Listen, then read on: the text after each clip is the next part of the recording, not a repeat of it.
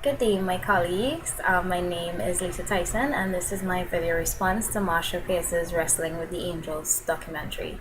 So, in my opinion, Caribbean identity is most expressed in this video at the mention of the melting pot that we are and how our colorful history has influenced our culture, which we know is a combination of African, East Indian, Chinese, Syrian, and even to an extent some British cultural practices. So, what stood out to me when Mangal Patisa spoke about this in finding a name for his band that he calls Pantar, which is a mix between the pan and the sitar. And to me, his idea, it describes who we are. We are a strong mix of different backgrounds that still each contain a unique sound, or we still have unique cultures, but we are still all a part of our Caribbean society. So I think that music videos can give us some sort of representation as to who we are, but I think sometimes the idea might be too general because a music video from Jamaica can never represent what goes on in St. Vincent or Grenada. We do share common history, but within that, there are still aspects unique to each of the islands. So I think that one country can't speak for another when it comes to certain things. I think that music videos have transformed over the years, and so that some of the ideas and the images that have been reflected in these have changed, obviously, over time. David Redder's music videos, particularly those that were political commentaries, such as The Chant of a Madman and Who Say, that spoke about our economic and cultural and social situation, and also the coup that occurred in 1990, could be more used as more of an educational tool more than anything else. They don't all have to reflect the fun-loving, clear blue skies and flirty island girls that I think that's what foreigners see when they look at us. They don't all have to reflect that. They could tell a story. They could show how colonialism has affected us, and also they could tell it on different aspects of our lives. We do have a Caribbean look, but I think we have a Caribbean look to foreigners, and then there's what we see. I think when foreigners ask for a Caribbean look, most times it involves beaches, forested areas, and the more aesthetically pleasing part of our cities. And yes, all of these things are part of the definition of what Caribbean looks like, but there's also the residual stain of colonialism present in some parts of our region as well. Ras Casa, he was one of the music video directors interviewed in the video. He's from Jamaica. He did the video for Junior Gong's Welcome to Jamrock that showed a ghetto in Kingston that maybe some foreigners might not want to see, but well, what I gather, in my opinion, to me, it shows me the effects of when Jamaica was going through extreme poverty in the 1970s, and the effects of the poverty and the structural adjustment programs that were put in place to try and help them, and that today we still have these major ghettos and poverty occurring to such a large extent in Jamaica. I think that somehow our culture has been diluted, and I think it's due to this perception that foreign concepts and ideals are far superior to ours.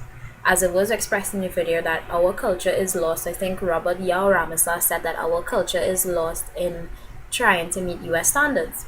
I think that we are in charge of what we look like, but I think first we need to see ourselves as superior because we are extremely unique. Is the reason why these foreigners flock to our islands is because we are unique and there's something here that they don't get back home. So I think that first what we need to do is realize that we will never be American or European. It's the same way that they can't speak with our accents and our twangs. And I think that we need to realize and accept this and lift our culture up as superior, not just when it's carnival time and not just when it's going to make us money, but I think throughout the year we need to realize that our culture is something that is indigenous to this part of the world, and that it's something that needs to be celebrated. So I think in terms of leaving a legacy for future Caribbean generations, I think that is what we need to teach them, is that our culture is something to be celebrated. So and that emulating these foreign videos, in emulating them, we are going to lose ourselves. We are very creative people, And I think in trying to run after an ideal that is not ours, we are going to lose that creativity. What really stood out to me in terms of opinions of Caribbean identity expressed in the video was that our behavior is part of a culture, and that the Caribbean has more than one voice. In terms of behavior, there are things that we do every day that we may not realize, that we may take for granted, but that other people would look at and say, well, that's something that's really unique, or that they don't hear that anywhere else. So I think that things that we might not realize um, have become a part of our culture.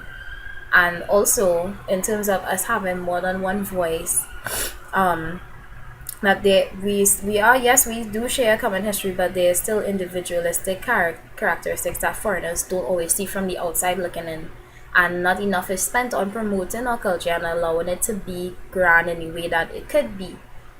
I think that certain songs are disappearing. I think that music videos that Channel 4 used to air, like Nappy Myers, with Lord Relator, and bring back the old time days on music videos like that. I think that things like that, to me, felt more local. They felt more representative of the region, and I think that we are losing some of that. Like Marshall Montano, he tends to bring down all of these foreign artists or go to New York to shoot music videos, and he might splash a Caribbean flag somewhere in between there, but I don't feel part of that. So I think that we are losing certain sounds.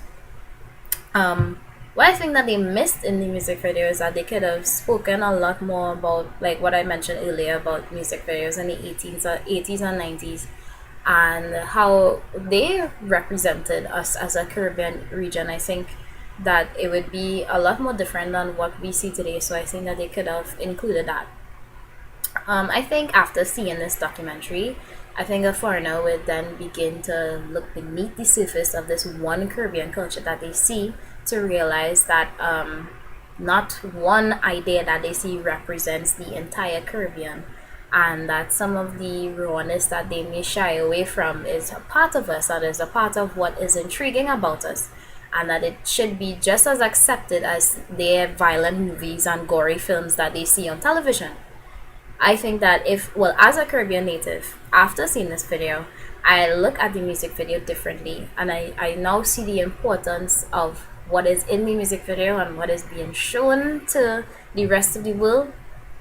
And I think that it is important that from a government perspective, that more resources is put into what we produce for the rest of the world to see.